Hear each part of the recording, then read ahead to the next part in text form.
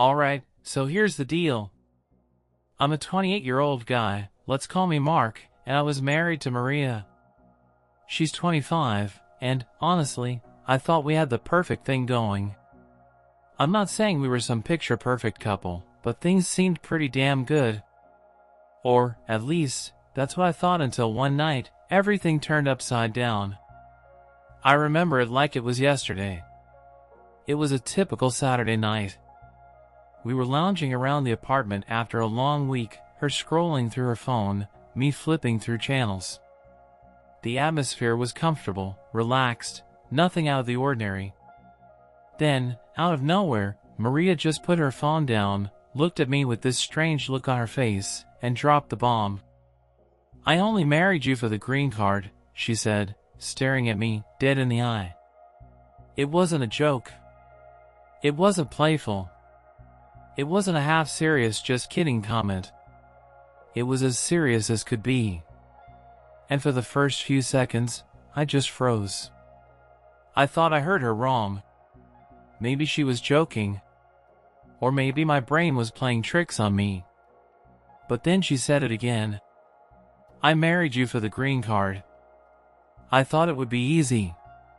Get the green card, live the life I want." I wish I could say I reacted calmly, but I didn't. My heart slammed in my chest, and I felt like someone had knocked the wind out of me. I didn't even know what to say. I mean, I knew we had issues, but this was next level. "Wait, what are you talking about?" I managed to stutter out, but even I could tell my voice was shaky. Like I was waiting for her to laugh, to tell me I was being dramatic. But no! Her face was stone cold, and she wasn't backing down. "I needed a way to stay here." "And you needed a wife for your visa," she said matter-of-factly. "I thought it'd be easy. Marry you, get the papers, and then move on with my life." I couldn't believe what I was hearing. I wanted to scream, ask her how long she'd been planning this, how long she had been playing me. But I couldn't do anything. I just sat there, staring at her, feeling like the ground had fallen out from under me. "You're serious?" I whispered. I almost didn't want to hear the answer. I wasn't sure I could handle the truth. But she didn't hesitate. "Yes," she said, her voice as cold as ice. There it was. The harsh, brutal truth. The thing that had been lurking beneath the surface of our relationship. The thing I had never seen coming. But then, the kicker came. The part that hit me like a punch to the gut. She didn't just stop there. She stood up, walked to the door, and said, "You need to leave. Now." Just like that. As though everything we had built together, every memory, every moment, meant absolutely nothing. I sat there for a second, not knowing if I was being pranked, if this was some twisted joke. But when she started packing her things, throwing her clothes into a suitcase, zipping it up with one quick motion, I realized this was no joke. I begged her to talk to me, to explain what the hell was going on, but she just turned away, shaking her head. "I don't need this anymore," she said, almost dismissively. "You'll be fine. You're strong, you'll get through it." She opened the door and pushed me out. Just like that. I stood there, staring at the closed door, my brain still trying to process everything that had just happened. Was I really just kicked out of my own home? Had everything I thought I knew about our relationship been a lie? I don't know how long I stood there, staring at that door. Maybe it was 5 minutes, maybe 10. The world outside was blurry. I could barely breathe, my chest tight with anger, confusion, and disbelief. It felt like time had stopped, and all I could hear was the pounding of my own heart. But then, reality started setting in. She wasn't coming back. I wasn't going back in. And I was alone. I don't know how many hours passed before I could finally bring myself to leave. I had no idea where I was going, but I needed to get away from that apartment. I needed to get away from everything. That night, I found myself sitting in a cheap hotel room, staring at the ceiling, the weight of everything slowly sinking in. And that's when it hit me, I had been played. It wasn't until the next morning that I realized something even worse. This wasn't just about a green card anymore. There was something more sinister at play. And I wasn't about to let her get away with it. But how the hell do you even start to unravel a mess like this? How do you come to terms with the fact that the person you loved, the one you trusted, had been using you from the start? And that's where my journey really begins. So there I was, sitting in that dingy hotel room, the fluorescent lights buzzing overhead, still trying to process everything that had just gone down. I couldn't get her words out of my head. I only married you for the green card. Over and over, like a damn broken record. It felt like I was walking through life in a haze, everything around me moving, but I was stuck in some twisted loop of disbelief and anger. I tried calling her, no answer. I left messages. I sent texts. What the hell, Maria? Why? But nothing. She'd completely cut me off. And the worst part? I had no idea what to do next. I thought about calling my friends or family, but honestly, I was embarrassed. Who would I even tell? How could I explain this mess? I could already hear my brother's voice. Dude, you let this happen? Really? Yeah, I'd heard that tone before, and I wasn't in the mood to deal with it. The next few days were a blur. I stayed in that hotel room, moving between moments of rage and utter numbness. I didn't even want to leave. The idea of facing the world outside felt like a joke. But, eventually, I had to pull myself together. I couldn't stay locked in that room forever. So, I started looking into what I could do, what was actually going on here. She had gotten her green card, which meant she was free to do whatever the hell she wanted now, but there had to be more to this than just paperwork. People didn't just toss someone aside after years of being together. Right? I started researching. Green card marriages. What did they really mean? What were the legal ramifications? It felt like an avalanche of information came at me all at once.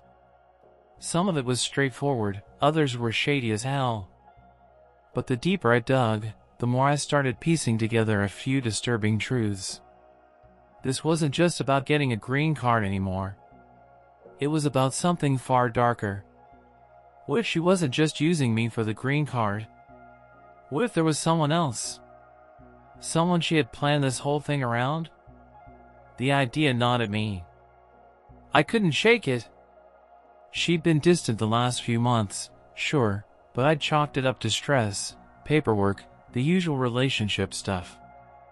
I didn't want to be that guy, the paranoid one who saw betrayal everywhere. But the more I thought about it, the more things started to click. Her sudden coldness. The way she avoided talking about the future. The fact that she had gotten her green card and just dropped me like a hot potato. It wasn't just the green card, it felt like something deeper, something she'd been planning for a while. But what the hell could it be? I couldn't sit still anymore. I needed answers, and I wasn't about to just let this slide. I reached out to a lawyer. I needed to know if there was any legal action I could take. If she had really used me, there had to be some way to hold her accountable, right? I wasn't about to let her walk away scot-free. But when I sat down with the lawyer, I got a rude awakening. He told me something I didn't expect. Green card marriages aren't illegal, he said, almost like it was no big deal. It's a common thing.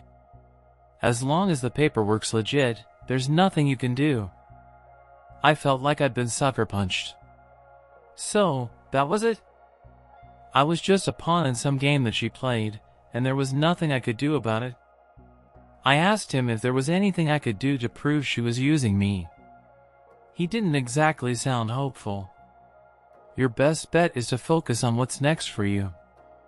There's not much you can do legally unless you have proof of fraud. But if she was just after the card, I'm sorry, but you're out of luck." Out of luck? That was it? My whole life had been a lie, and there was nothing I could do to make it right? I felt the anger building again. I wasn't about to let this go. There had to be something I could do. Maybe it was the injustice of it all, or maybe it was just the sheer audacity of how she treated me that drove me. But I wasn't about to just accept it and move on. I needed closure, and I wasn't going to get it by sitting around moping. I had to figure out what had happened, why it had happened, and what she was really up to. I started digging into her past, looking for anything I could find. Old social media posts, her friends, anything that could give me a clue about what was really going on. And that's when I hit the jackpot. I found something, a message. Not to me, but to someone else. Someone I didn't know. I couldn't believe what I was reading. The conversation was vague, but there was one clear thing. She had been planning this for months, and she wasn't just after a green card. There was a whole other side to this story, one I hadn't seen coming. Now, I had to confront her. And I wasn't sure if I was ready for whatever was about to go down. But one thing was clear, this wasn't over yet. It was just getting started. The days after finding that message felt like I was living in a haze. The reality of everything hitting me all at once, I couldn't breathe. Every time I tried to move on from it, to put the pieces together in my head, they kept falling apart. So there I was, sitting in my cramped hotel room, staring at my phone screen. The message from Maria to him, the one I didn't know about, was still burned into my mind. She had been talking to someone else all along. Someone else. And not just casually, either. This was someone she was clearly planning something with. My blood boiled as I read the words over and over again. But who the hell was this guy? And why the hell hadn't I known? We'd been living in the same apartment, sharing meals, laughing together, and this whole time, she was plotting behind my back? I wanted to call her, to storm over there and demand answers right then and there. But no, if I did that, I'd be handing her all the power. I couldn't do that. Not again. So, I waited. I watched her social media profiles, stalking her posts like some kind of detective. Every tiny clue, every comment, I dug through it like my life depended on it. Maybe it didn't make sense, but it was all I had. She'd stopped posting much about me, hell, she'd stopped posting about us, but there was still stuff out there, scattered hints I could use.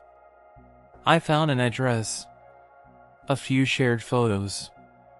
Some vague comments between her and a guy named Carlos. They'd been talking for months, ever since she'd first started the paperwork for her green card. They'd been joking about things like the next chapter and the future's looking bright, nothing that would raise any immediate red flags, but enough to make me feel like I was being played the whole damn time. At that point, I wasn't even sure what to do with this information. I wanted answers, sure, but I also wanted revenge. No, that's too strong a word. Maybe I wanted justice. Maybe I just needed to make sure she knew I wasn't some fool she could toss aside. I tried calling Carlos, just a few times. I didn't even know if he'd pick up. But after the third time, he did. Hello? His voice was casual, calm, like he wasn't a part of something that had completely turned my world upside down. Who the hell are you? The words slipped out before I could stop them. My voice was shaky, but it was strong enough to get his attention. Excuse me, he asked, sounding confused. Carlos. I'm Mark. Maria's husband, I snapped. I said the word with such venom, I almost didn't recognize myself. There was silence on the other end for a few seconds, but then he spoke again, this time with more wariness in his voice. Look, man, I think you have the wrong number. I scoffed. Don't play dumb with me, Carlos. I know everything. I know about you and her. I know what's going on. There was a long pause. Then, he sighed. Okay, I get it. But this really isn't what you think it is, man. I almost laughed. Really? Not what I think it is? You've been talking to my wife for months, and you're telling me this isn't what I think it is? Look, I don't want to get into all of this, he muttered, but there was a nervous edge to his voice now. Maria and we have history. But this? It's complicated. I felt a surge of heat rise in my chest. Complicated? Complicated? You've been talking about a future together while I'm here in the dark, thinking everything's fine. And now you're telling me it's complicated? Yeah, he said, his voice a little softer now. It's been a thing. But I didn't know she was married when we first started talking. She told me about you, but she said it was over. I didn't realize she was still with you. I blinked, not sure I heard him right. She told you it was over? What the hell does that mean? You're telling me she lied to you, too? He hesitated. I think she was just trying to make it work until she got what she wanted. She knew what she was doing, man. You weren't the only one she was using. That felt like a slap in the face. I could barely hold it together anymore. So, she's been playing both of us? What was the point of all of this, Carlos? Was I just some stepping stone for her? Yeah, Carlos said, his voice hollow now. She wanted the green card. And when she got it, she knew she was out.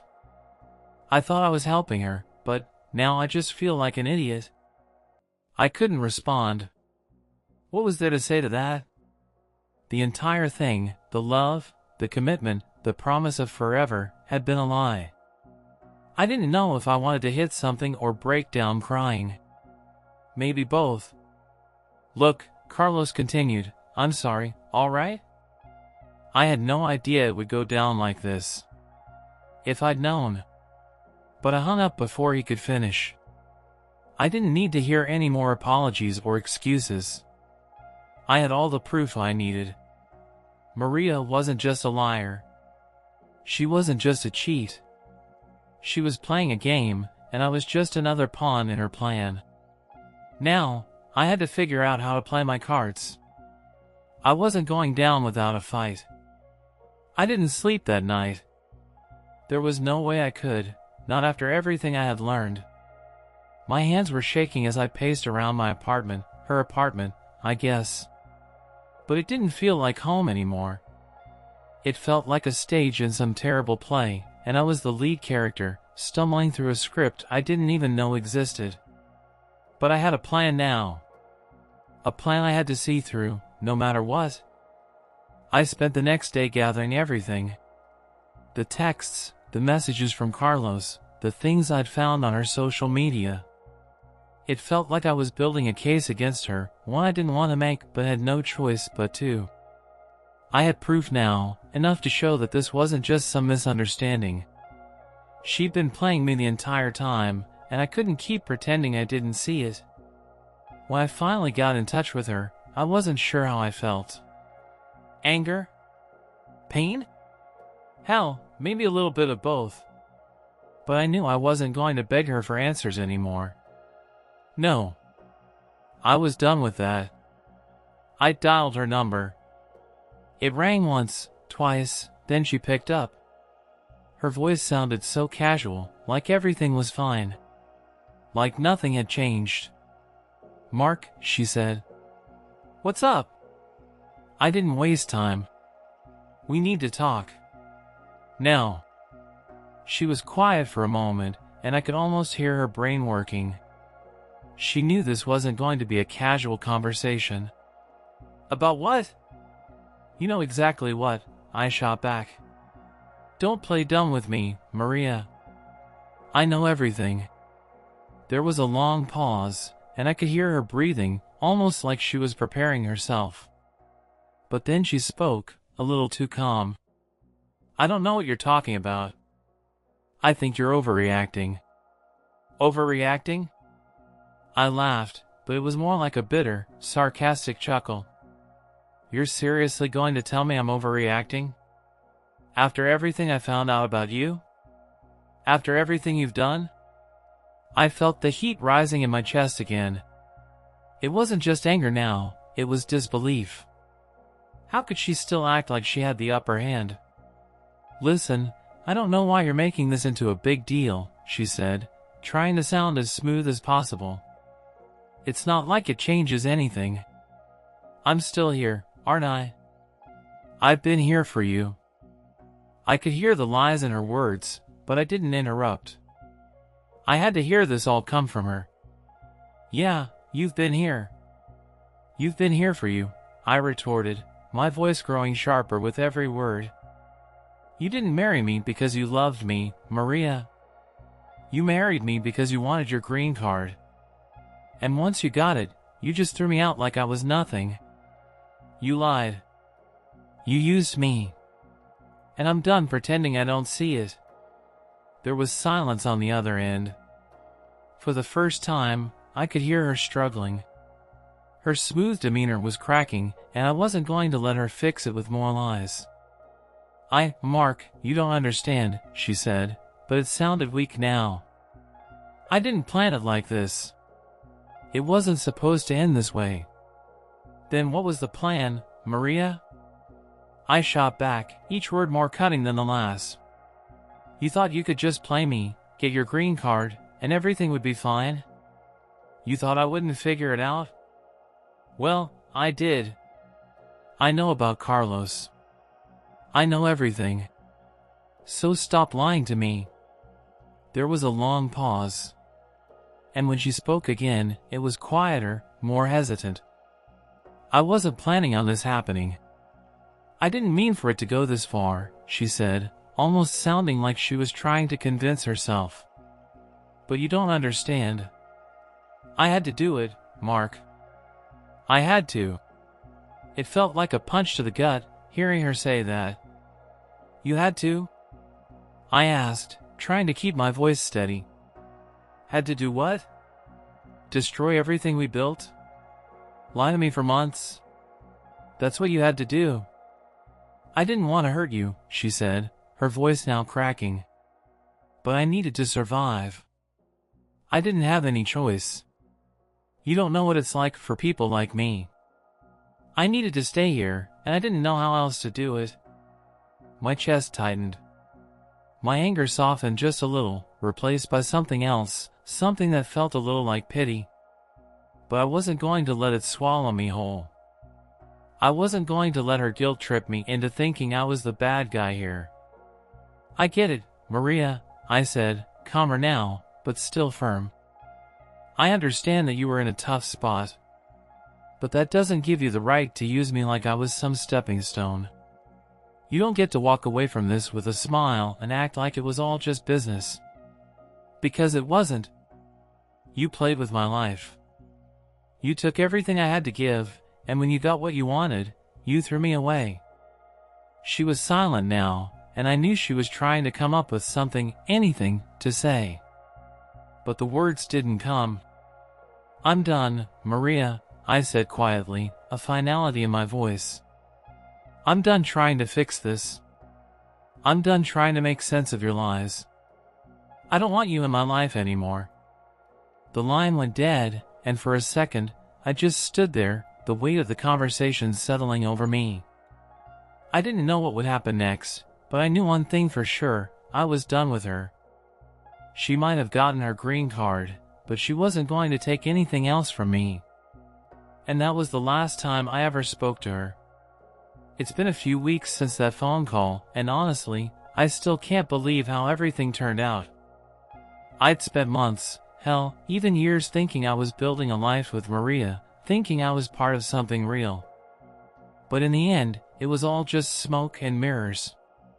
And the worst part? It wasn't even about me. It was about what I could give her. Once I was no longer useful, I was out. But you know what? I don't even regret it. I know that sounds crazy, right? After everything she put me through, you'd think I'd be bitter, angry, maybe even obsessing over getting revenge. But instead, I've been surprisingly calm. Don't get me wrong, it still stings, but I've realized something important. This wasn't really about me. It was about her. And whatever her issues were, they weren't mine to fix. I can't keep blaming myself for falling into her trap. She played me, but now it's my turn to walk away with my head held high. In the days that followed, I spent a lot of time reflecting. I had no idea what my next steps were, but I knew I couldn't let this mess define me.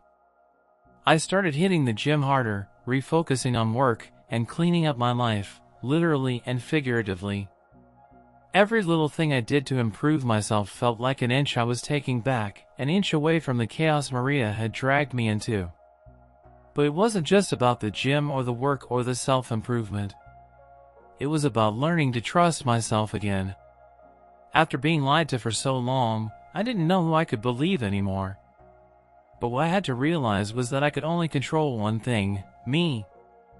And the more I focused on that, the more I started to heal. That's the crazy part about all this, it forced me to look at the world differently. For a while, I thought everything I had was built on trust, on honesty, on love. But now, I get it. Trust isn't something that should just be handed out like candy.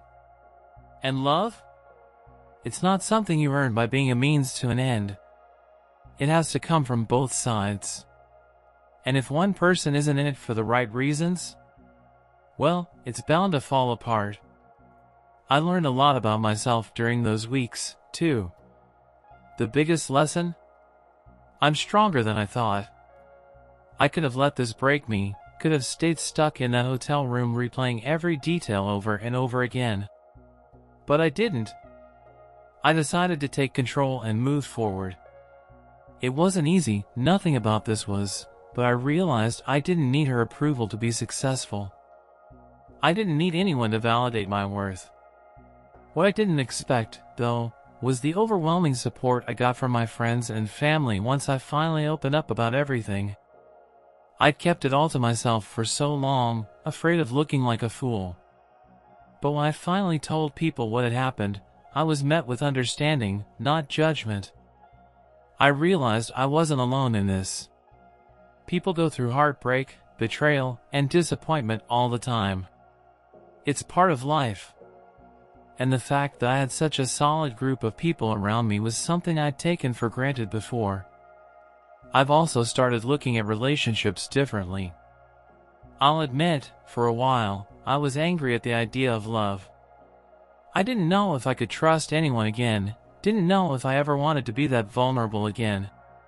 But now, I'm more cautious, sure.